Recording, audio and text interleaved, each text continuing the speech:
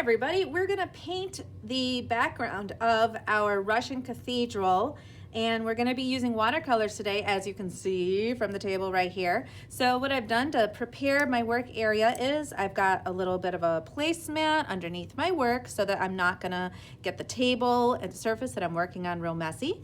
I have a cup of water that is half filled with water, and I've got my watercolors right here. Now I also have, next to my watercolors, I've got a little piece of paper underneath. It's white. It allows me to see my tray right here so that if I want to mix any colors in the side of my tray to do something fun for my painting, I can. But just for the purpose of this example, I'm actually not going to mix any colors since you watched the watercolor video on how to do that. And I am just going to jump in and go for it. So in this particular example where we are painting in the sky, what I'm going to do is I am going to do a wet on wet action. So in a moment I'm going to be wetting the sky, and then I am going to add my color to that and allow it to kind of bleed over.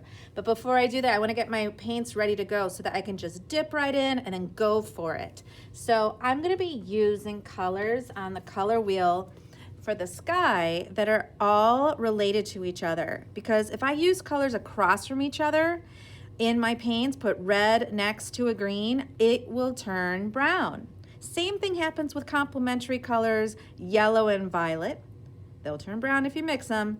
Orange and blue, you guessed it, turns brown when you mix them. So I'm gonna stay with the two primary colors and the color they make, the secondary color, which is violet. So those are the colors I'm going to wet first. So I get my brush into the red, just get it wet a little bit. I'm gonna leave a little bit of water, so I'm scraping the tip of my brush off right there. And if you're wondering, well, which brush are you using? I'm using the one that's called the number 10, and the number is right here if you look. So, all right, rinse that a little bit. I'm gonna go over here to the violet next. And the reason I did red and then violet next is because if there was still a little bit of red left on my brush, putting it in the violet is just natural since red is used to make violet. Then rinse that off, go into the blue. I'm gonna use this lighter blue, I think, right here. So, and get a little bit of water in there. I'm gonna pick up some water and put it in there. You don't want it to be drippy and like a lake, but you do wanna have enough so that when you go in later, you've got some water to work with in there. Okay, so I just added a couple more little drops. Here comes my wet on wet. The smart thing to do is to start in one place and you move with your watercolor throughout the picture, but you stay right next to where you were working in order for this effect to really, really work. And then I'll end right here. So I'll snake around the whole picture this way. I also know if I start right here, an area that has a border next to another area I want to paint later, then that means I can come back in a little bit when I get all the way done over here. This area will be pretty dry. I mean, not dry to the touch, but it'll be drier than that, which means I could probably start painting right here. If I started painting here right after finishing here, it means these would both be really wet next to each other. They'd probably bleed together, and that would be annoying. I don't think I would like that. So I'm gonna add some water. Here we go. Oh, I try to stay on top of that line and make sure I get my water all the way in there, and then be real careful when you go next to your cathedral or whatever you're painting. You don't want the color to bleed into an area you don't like it to go into. There we go. Add a little bit of my color here. Look at that, it's fun. Add a little bit more. And see, I'm just gonna let these kind of bleed together. And you see I'm not rinsing my brush at all. And I could kind of like blot these together, but what I'm gonna do is just be careful and outline my area right here, and then add a little, just water. And if I dab just water on this while it's still wet, it doesn't maintain those stripes.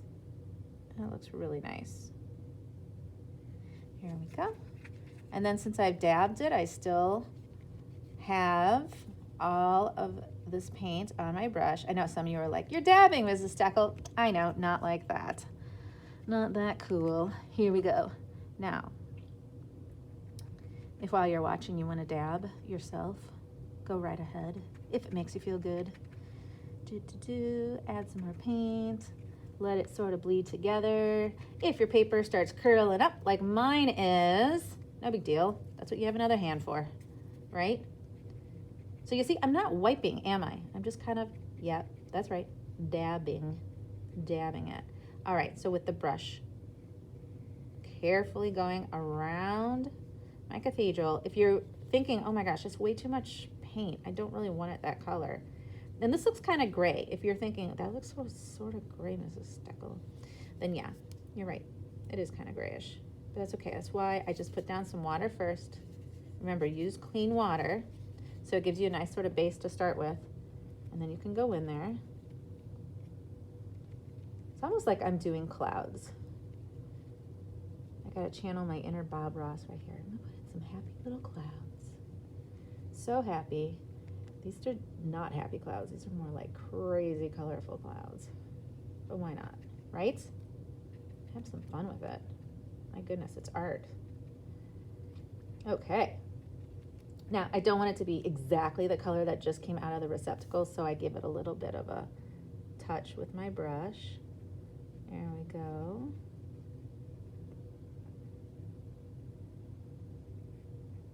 Okay.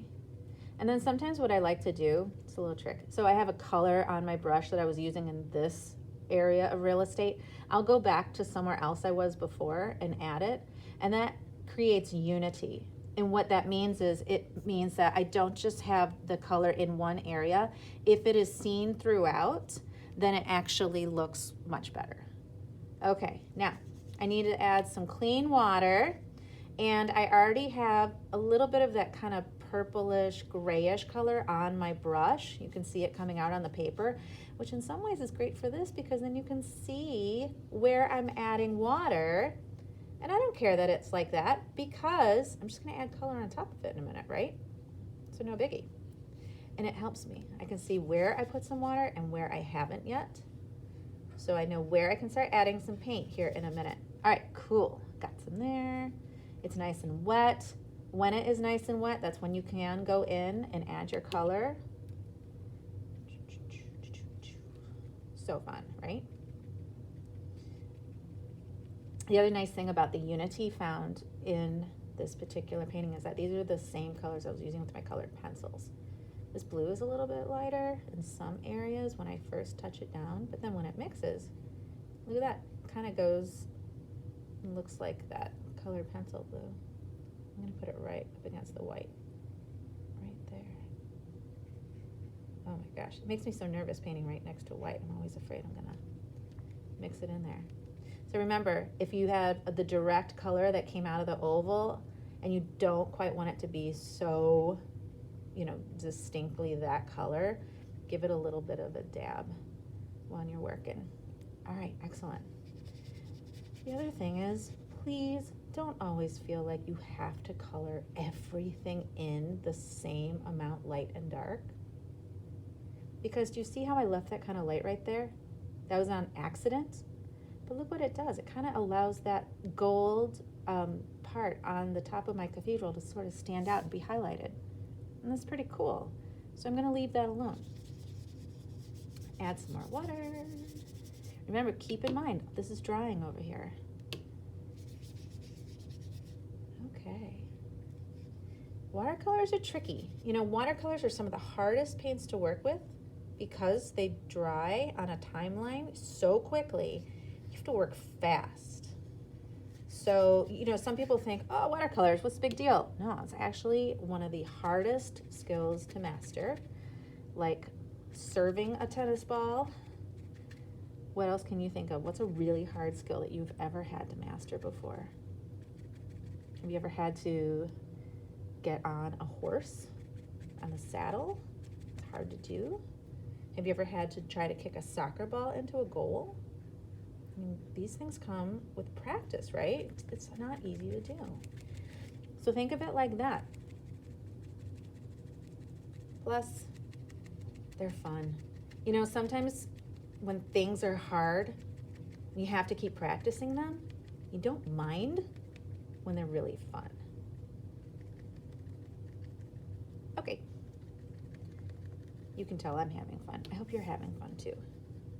Here we go.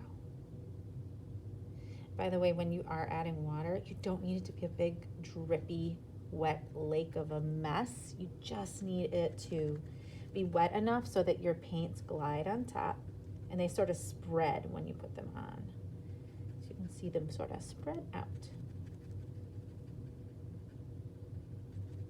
Oop, got a little there where I didn't want. That's okay. Clean my brush off. I got a little too much on there. You know, sometimes it helps to have a paper towel or something near you. So if you get your brush too wet with water, then you can go in, sort of dab some of that off. Okay. I need a little blue down here. It was getting a little too pink. Tiny, tiny, tiny bit, the tiniest touch with my brush. Remember, we want these paints to last as long as possible. So do not go crazy digging into your paints. Look at that. Well, that's a little different than how we started, isn't it? Cool. So what I'm going to do now, clean that brush off. I'm going to use completely opposite colors so that I have a beautiful contrast between the light or the top and the bottom. So I was here. So if I was here on the color wheel, where am I going to jump to now for the ground? Right up here. But if I put this and this next to each other, you know what's going to happen with these two complementary colors? They're going to make brown. Why? Because to make orange, you have to use red. And if red mixes with green, they turn brown. So I know I can't put those together like I was doing the three colors here. So I got to make a choice. Do I want to do this? Do I just want to do this? Do I just want to do this right here? Now, yeah, this is pretty typical, right? The ground is green. That can be done anytime, any day. I don't feel like doing that. That's typical. I'm going to do something a little bit different.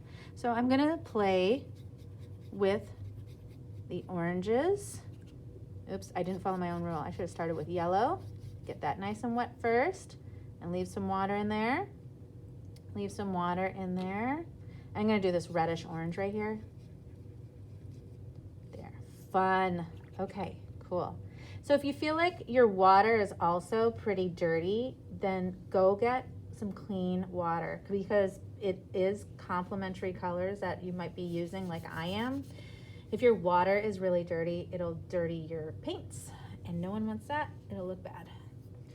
All right. If you're wondering why I just did that, I had a little water inside there and I was wiping the water off so it didn't bleed onto my colored pencil. Not that it'd be a big deal. Now, the crazy thing about any sort of paint or time you're using yellow is so light that I like to use it first because if you use another darker color first and then put yellow over it, you almost never see it.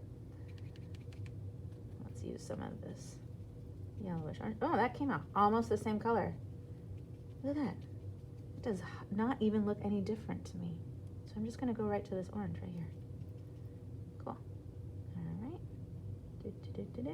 Give a little outline where you need it. Just to be safe and not paint on your buildings. Okay. So this may not be as dynamic in contrast as the sky, meaning it doesn't have as much of a different range of colors. Like I had blue and red and violet in the sky. This is just going to have yellow and orangish yellow, and that's fine. Not everything has to always be so dramatic and stand out. Sometimes it's good to let one part be a little bit more shy and reserved, because then it allows the other more bold part to be more bold. If everything on your picture is bold, then people don't quite know where to look. So if there's a particular area you really want them to look, then make the other areas in your picture not as crazy looking. Okay, so I've got a lot of paint on my brush right here, which is fine. So I'm just gonna do my base coat right here. Get around this building and don't paint on top of it. All right, that's okay, it's like that. Go back here, grab some of that mottled orange and dab that in. This could be a game. Every time I say dab, you actually dab with your arms. Okay.